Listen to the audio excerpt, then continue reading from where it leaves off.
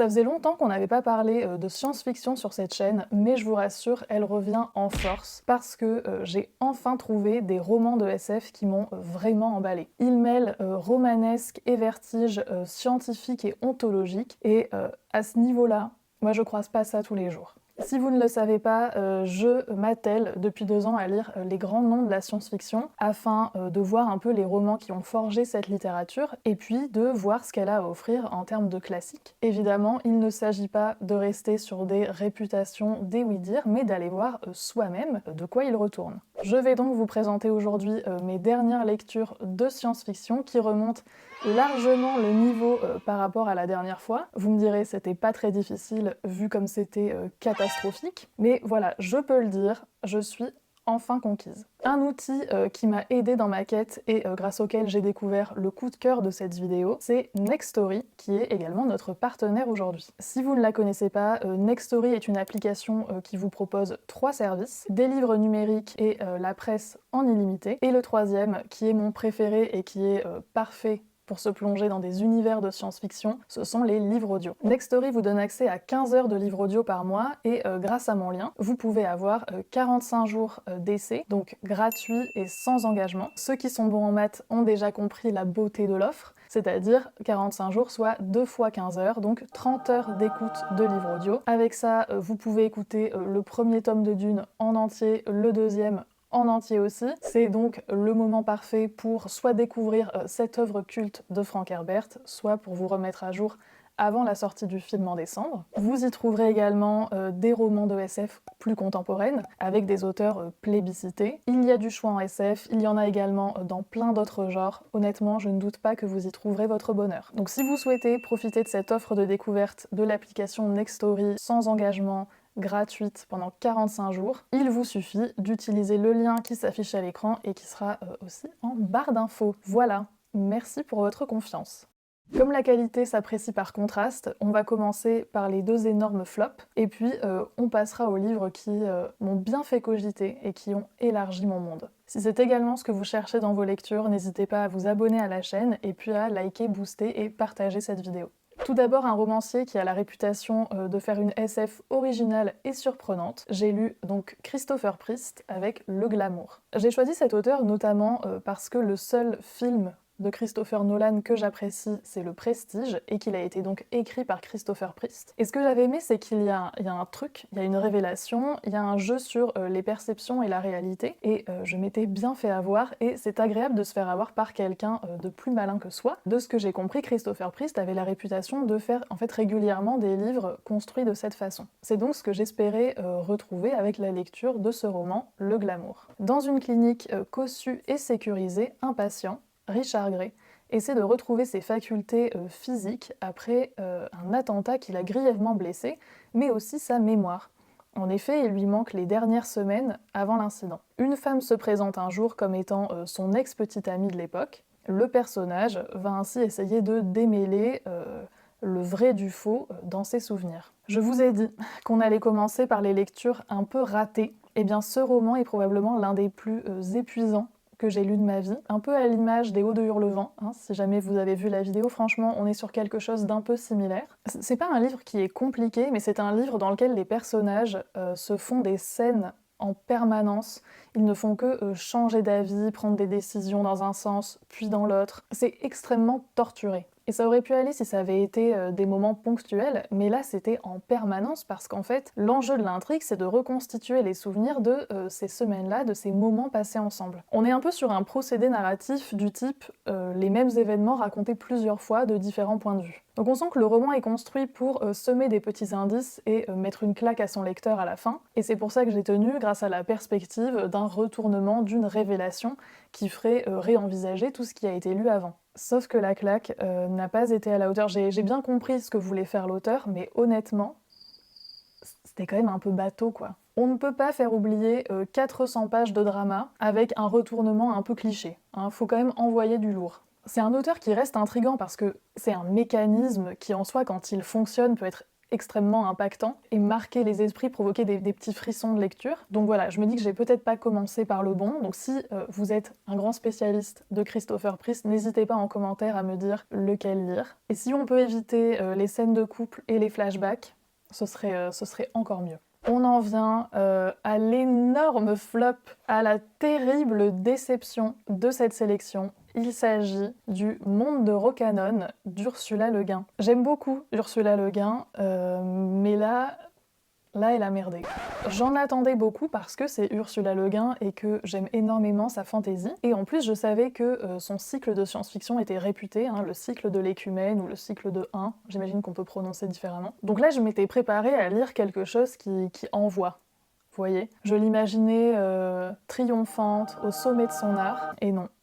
Mais alors pas du tout. Ça démarrait pourtant bien avec le prologue qui m'a envoyé les bonnes sensations, mais c'est un peu le problème aussi, c'est-à-dire que le prologue était une nouvelle au départ et qu'ensuite voilà, il sert de début à ce roman-ci. Parce que dans ce prologue, dans cette nouvelle, il y a la puissance d'un conte mythologique avec l'efficacité de la chute. Et alors après, pour se relever de ça, c'est quand même en soi techniquement compliqué, et là, elle n'a pas réussi. Enfin, à mon sens, elle n'a pas réussi. Et j'ai eu énormément de mal à juste m'intéresser à ce qui se passait, parce que, voilà, ça n'avait aucun intérêt. C'est terrible à dire, hein, mais c'était totalement oubliable. Et à part dans le prologue, j'ai pas non plus l'impression de retrouver ce qui fait le style d'Ursula Le Guin, ce talent de conteuse qui arrive à nous envelopper comme ça dans quelque chose de poétique et en même temps de narratif. Après, ça a été publié en 1966, Terre-Mère c'est 68, donc peut-être qu'elle était simplement pas encore au top.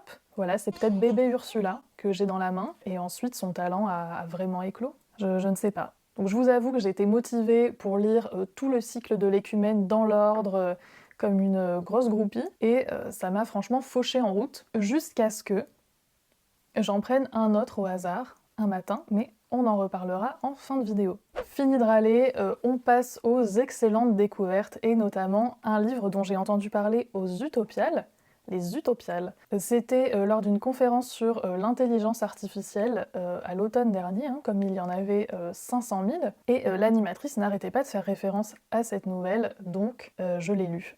Voilà.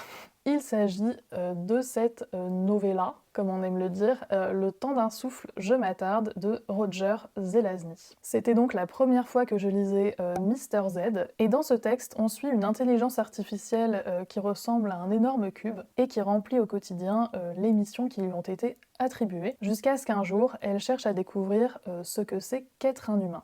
En effet, les humains ont disparu depuis longtemps, mais des traces de leur existence demeurent. Cette réflexion, cette quête est prise dans une intrigue, des mystères et une menace. On n'est pas sur un livre uniquement concept ou contemplatif, même si il y a aussi de ça. Et donc là, on lit aussi une bonne histoire. Donc les questionnements qui sous-tendent la nouvelle, c'est qu'est-ce qui fait un être humain, et une intelligence artificielle peut-elle le comprendre et en devenir un? Des interrogations qui résonnent particulièrement aujourd'hui, mais qui ont aussi, je trouve, la puissance des grandes réflexions ontologiques. Voilà, il y a quelque chose d'intemporel. Et on voit que la quête du cube passe beaucoup par le langage, c'est-à-dire qu'au fur et à mesure qu'il fréquente les ruines de l'humanité, son langage se complexifie, se développe. Donc il y a aussi un travail littéraire de l'auteur sur le langage, et donc le style est significatif. Et ce qui est amusant, c'est que comme on suit le cheminement du personnage, on se questionne aussi, nous, en même temps, sur ce qui fait notre humanité. Il y a un recul philosophique et physiologique aussi qui se pose. On n'est que sur des mots de plus de 3 syllabes, hein. Je pense que ça sent le livre intelligent. Donc qu'est-ce qui fait un homme? Est-ce que c'est un corps? Est-ce que c'est le langage?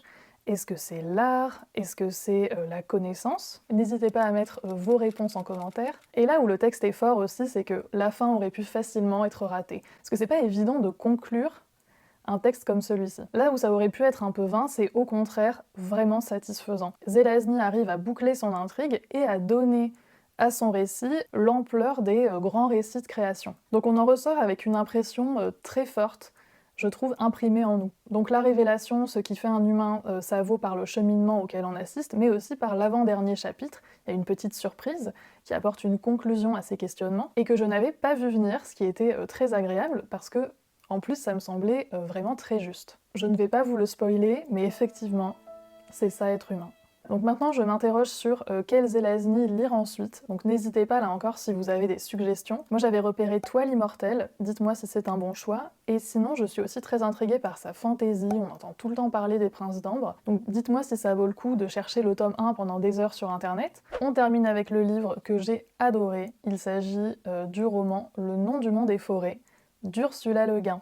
Voilà, la trahison précédente est pardonnée. Il est d'ailleurs présent sur Nextory, moi c'est comme ça que je l'ai découvert, et c'était une expérience très immersive, donc je vous la recommande fortement. C'est un roman qui fait très nettement partie des sources d'inspiration pour la saga Avatar de James Cameron, sauf que il est 1000 fois meilleur. Donc ce court roman a eu le prix Hugo en 1973, et c'est un récit de colonisation, celle d'une planète recouverte de forêts qui est habitée par des êtres humanoïdes de petite taille, recouverts d'une fourrure verte. Des terriens se sont installés sur place pour prendre possession des lieux, raser la forêt, créer des terres agricoles. La plupart sont des soldats et des bûcherons, mais il y a aussi quelques scientifiques. La population locale est méprisée et obligée à travailler comme esclave par les humains. Je pense que vous voyez la filiation avec Avatar. La grosse différence, c'est que ce peuple a depuis longtemps renoncé à la violence et résout ses conflits différemment. Ils sont donc vus par les humains comme des créatures stupides et faibles. Sommes-nous étonnés? Sauf que suite à un viol par le commandant Davidson, qui a conduit à la mort de la femelle en question, le mari de celle-ci, Selver, va renoncer à ce qui faisait donc l'une des caractéristiques structurantes de son peuple et entamer une guérilla sanglante contre les humains. Ce qui est original, c'est qu'on n'assiste pas vraiment aux événements. La plupart sont racontés par les personnages. C'est comme si on vivait un moment historique sans être partie prenante de l'action. On est à l'écart, mais on sent l'angoisse, la tension, le tournant qui approche, et puis des décisions irréversibles. C'est un procédé qui permet d'éviter l'écueil de l'esthétisation de la violence qui là viendrait totalement contredire le propos. Et ça donne plutôt un côté documentaire, sans que ce soit froid. En effet, on est placé du point de vue de plusieurs personnages. On a donc Selver qui va diriger sa rébellion, on a le commandant qui va essayer de garder sa ville, et puis le scientifique qui est là pour comprendre ce peuple autochtone, et en même temps essayer de limiter les comportements violents des humains. Et là, je pense que ça vous rappelle un autre film récent, avec des singes. Je suis en train de me demander si ce roman, en fait, c'est pas le creuset de toutes les sagas un peu épiques hollywoodiennes que l'on a en ce moment. Et donc ce qui est bien avec le fait de suivre plusieurs personnages, c'est qu'on n'a pas que leur caractère, mais on a également leur point de vue sur le monde et sur la situation. On a deux peuples qui se font face, avant et pendant un moment de crise. Et c'est d'ailleurs là qu'on retrouve l'héritage ethnologique d'Ursula Le Guin. Ce qui fait aussi la qualité de ce texte, à mon sens, c'est que l'autrice arrive parfaitement à gérer l'équilibre entre ne pas montrer mais raconter, et nous donner à voir des événements pour garder le lecteur dans un sentiment d'urgence, de tension et d'action. C'est frustrant pour les bonnes raisons, et en même temps, ça reste haletant. Je vous rassure, on n'est pas noyé sous de la papote, c'est simplement qu'on nous donne à voir deux fenêtres, deux points de vue, deux perspectives sur une situation commune. C'est le choc de deux civilisations dans leur bon côté, mais aussi dans leurs limites. Et en ça, ça rappelle fortement Avatar, la planète des singes, le fait de découvrir aussi l'autre côté, mais c'est fait voilà, de manière beaucoup plus subtile. Après, si vous avez aimé César, vous aimerez Selver. On a des personnages concrets et nets auxquels s'attacher. Alors on n'est pas sur de la profondeur psychologique extrêmement complexe, mais ils ont la simplicité des bonnes paraboles. Si vous voulez, ils incarnent des tendances, des réflexes, des choix auxquels on serait soumis dans une situation donnée. C'est un peu comme la chanson de Jean-Jacques Goldman, né en 17 à Leidenstadt, qui fait réfléchir aussi sur notre conditionnement. J'espère que vous appréciez toutes ces références de qualité. Bref, c'est un roman court, prenant dans son intrigue et dans les réflexions qu'il soulève. Honnêtement, c'est de loin l'une des meilleures lectures de SF que j'ai faites de ma vie. C'en est tout pour ces lectures, j'espère qu'elles vous auront donné quelques idées. Je vous rappelle que mon lien est disponible si vous souhaitez profiter de l'offre de découverte Nextory, 45 jours gratuits, sans engagement. Vous ne risquez pas grand-chose à part de très bonnes lectures. Donc franchement, lancez-vous. N'hésitez pas également à vous abonner, liker et partager cette vidéo. Et puis, on se retrouve bientôt. Salut!